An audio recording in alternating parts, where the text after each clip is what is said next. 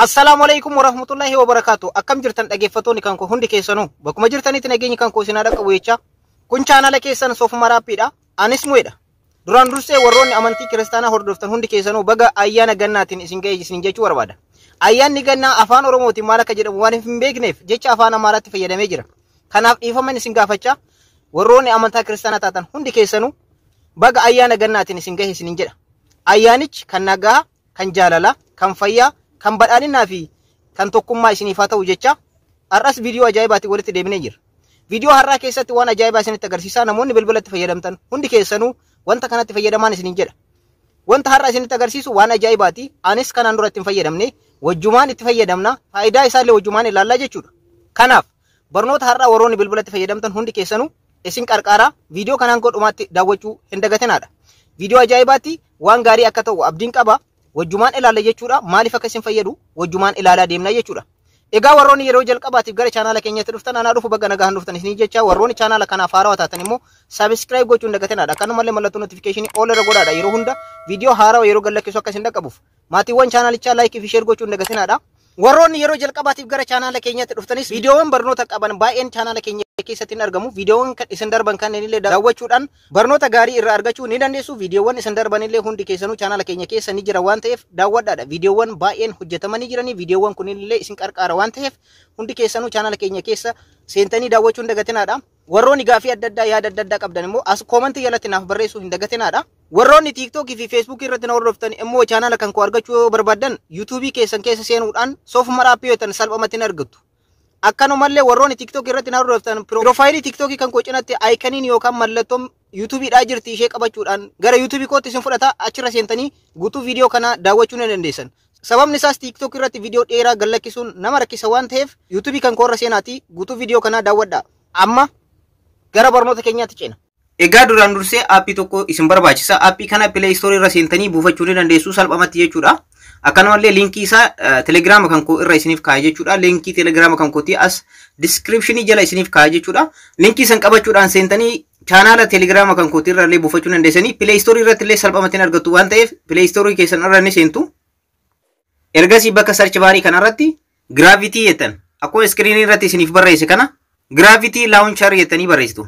VS jettanii barreessitan. Akkuma argattan akkuma screen irratti isiniif barreesse kanatti barreessitanii Gravity Launcher VS isa jedhu kana isa jalqaba irratti isiniif dhufu kana click gootan. Egaa appichi kana fakkaata jechuudha dhaggeeffattoota kan koo appicha akkuma asirratti argattan isa kanaadha. Isa kana install gootanii nama miliyoona tokko oltu buufate isa kana install gootan. Akkuma asirratti argattan install godhee jira. Amma open gootu. Open isa jedhu kana click gootan. Ergasii bifa kanaan isinii dhufa agree bakka jedhu kana agree isa jedhu kana click gootan. Ergasii immoo set home app ka jedhu kana click gootan. Ergasii immoo okay ka jedhutu isinii dhufa okay isa jedhu kana click gochuudhaan select gootu. Amma dhaggeeffattoota kan koo filannoowwan lamatu isinii dhufa. Inni jalqaba aappii amma buufnedha. Inni lammaffaa immoo kan Samsung mataan isaa isiniif qopheessedha jechuudha launcherii bilbila keessan irratti itti fayyadamtan. Kanaafiyyuu kan aappii kana filattan jechaadha. Gravity Launchers VS ka jedhu kana filattan. Egaa haala kanaan filattanii saanduqa kana keessatti erga jalqabaa kana filattanii booda egaa dhaggeeffattoota kan koo bifa kanaan isin dhufa. Bakka amma xiyyaan isinitti agarsiisaa jiru kana argattan jedhee yaada. Bakka kanarratti click gootan. Egaa akkuma asirratti argattan aappiiwwan hundi bifa kanaan isiniif dhufa jechuudha. Bilbila keessan irraa aappiin qabdan hunduu bakka tokkotti haala kanaan isiniif dhufa jechuudha. Argaa jirtan jedhee yaada. Aappota kanneen bakka tokkotti argattu iskiriinii bilbila keessan irratti jechuudha. Bilbila keessan akkana qabdanii yoo harkiftan argaa jirtan jedhee yaada. Akkanatti harkisuu ni dandeessanii bifa kanaan argaa jirtan jedhee yaada. Kun hundi aappii bilbila keessan irratti argaa jirtanidha. Bilbila keessan qabdanii yeroo akkanatti harkiftanidha kan akkana ta'u dhaggeeffattoota kan koo bilbila keessan asii achi qabdanii yoo gargalchitan aappiiwwan kunniin ni socho'aa jechuudha. Egaa bifa kanaan itti fayyadamuu dandeessan.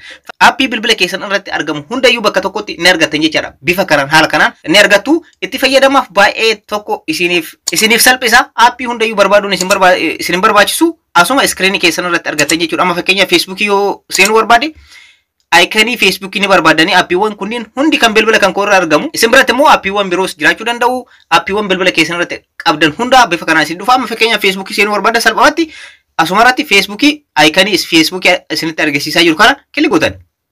Battalumatti gara Facebook keessanii isin fudhata jechuudha. Argaartan jedhee yaada gara Facebook keessanii isin fudhata. Amma immoo imo yoo barbaadan immoo imo asirratti argaartan bakka xiyyaadhaan isinitti agarsiisu kana argaartan jedhee yaada imo matu hitan. immediately gara imo keessanitti isin fudhataa jechuudha. Haala kanaan appii barbaadanii itti fayyadamuu dandeessanii bifa biraatiin illee itti fayyadamuu dandeessan jechuudha. Dhaggeeffattoota koo akkanatti qabdanii ol harkiftan bakka amma xiyyaadhaan isinitti agarsiisaa jiru kana qabdanii akkana ol harkiftan bifa biraatiin immoo isinii fide jechaadha. Haala kanaan akkuma asirratti argartan haala kanaan isinii fide jechuudha. Appiiwwan bilbila keessan irratti argamu hundayyuu jechuudha. Bifa lamaaniin itti fayyadamuu dandeessan isa kana kilik gochuudhaan bifa kanaan haala kanaan appiiwwan bilbila keessan irratti argamu hundayyuu itti fayyadamuu ni dandeessan jechaadha. Bifa kanaan bakka tokkotti appii bilbila keessan irratti argamu hunda bakka tokkotti isinii fida. Waan tokkoon isin rakkisu hin jiru. Aikanii appii keessa seenuu barbaadanii qofa tuquudhaan keessa seentan jechuudha. Egaa appii kana keessa settingiiwwan tokko isinitti agarsiisa jechuudha. Dhaggeeffattoota koo appii kana keessa ni seentan jalqaba. Appii kana ni barbaadan akkana gartuquudhaan appichi yeroo asirra dhufu ni barbaaddu. Fakkeenyaaf aikanii appichaa ni barbaaddu. Akkuma asirratti argartan appichi isa kanadha. Isa kana jechuudha. Asirratti kilik gochuu dandeessanii asirratti jechuudha. Aikanii isaa kana kilik yoo gootan appii keessa seessa settingii isaa jechuudha. Bifa lammaffaa ittiin seentan immoo isinitti agarsiisu. Bifa lammaffaa immoo appicha barbaadan akkana qabdanii ol harkiftanii ergasii appicha ni barbaaddu jechuudha. Akkuma argartan as jira jechuudha. Gravity launcher kan jedhu kun as jira. Asirratti kilik gootan akkanumatti isin fudhata jechuudha. Bifa lamaaniinuu dhaquu ni dandeessan. Asirratti akkuma argartan settingiin jalqaba irratti argaa jirtan kun all apps background kan isin jiru. Appii hundayyuu background appoota jijjiiruu barbaadan isa kana kilik gochuudhaan halluu barbaadan ni filattan jechuudha. Fakkeenyaaf diimaa irraa godhu. Appiin hundayyuu background isaa kam ta'a jechuudha. Diimaa ta'a. Fakkeenyaaf okay tan. Egaa halluu barbaadan filattanii booda halluun addunyaa irratti argaman hunduu asirratti argama. Background appiiwwan hundayyuu gara diimaatti deebisuu barbaadan ergasii mallattoo diimaa kananitti hidhan bakka amma isinitti agarsiisaa jiru ergasii okay tan. Lammaffaa irratti immoo gravity background isin jedha. Appii gravity jedhamu kana background isaa jijjiiruu barbaadan halluu barbaadan ni filattan jechuudha. Ergasii halluu erga filattanii booda okay tan.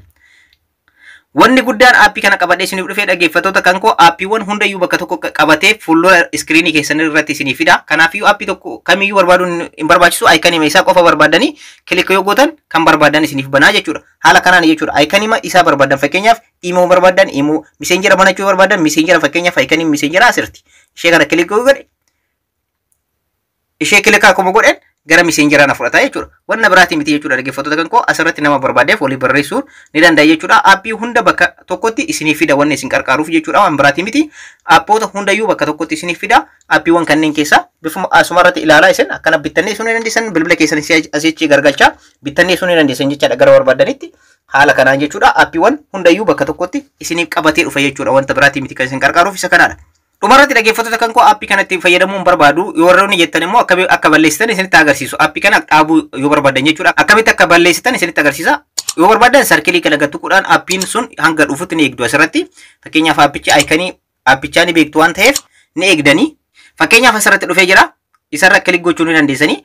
Karaa lammaffaa immoo isinitti agarsiisu. Karaa lammaffaa immoo akkana qabdanii ol harkiftanii ergasii appicha ni barbaadu jechuudha. Akkuma asirratti argartan gravity kan jedhu as jira. Ergasii gaqqabdan jechuudha. Asirratti appichuma kana gaqqabdanii sekendii muraasaaf ergasii asirratti mallattoo irraa raajeffannoodhaa jirti. Mallattoo raajeffannoo kan fakkaatu asirra jirti ishee kilik gootan. Ergasii dhaggeeffattoota kan koo home screen kan jedhu kanarratti jechuudha ni jijjiirtan jechuudha. Amma asirratti argartan jedhee yaada. Home screen kan jedhu kan argartan jedhee yaada. Home screen bakka jedhu kanarratti kilik gootanii kan Samsungidhaaf qophaa'e One UI home kan jedhu kanarra godhatanii gara jalqabaatti isiniif deebi'a jechuudha. Bifa kanaan gara jalqabaatti isiniif deebi'a jechuudha. Haala kanaan appiin kun appoota hunda bakka tokko qabatee isiniif dhufuudha. Iskiriinii bilbila keessanii irratti appoota bilbila keessanii irraa qabdan hundayyuu qabatee kan isiniif dhufuudha. Isin qarqara appii hundayyuu akkana asii achi gargalchaa barbaaduun isin barbaachisu. Appiin hundinuu iskiriinii fuulduratti isiniif dhufa. Yeroo kana appoota barbaadan keessaa barbaadanii ilaaltanii aikanii isaa kilik gochuudhaan gara appii barbaadanii salphumatti seenuuf kan isin qarqaaruudha. Barnoota kan koo kanarraa asirratti xumuree jira. Warroonni chaanala kanaaf haaraa taatan subscribe gochuun dagatanaadha. Akkana malee mallattoo notification ol irra godhaadha. Maatiiwwan chaanala like fi share gochuun dagatanaadha. Yeroo biraa viidiyoo biraatti walitti deebiina. Horaa bulaa.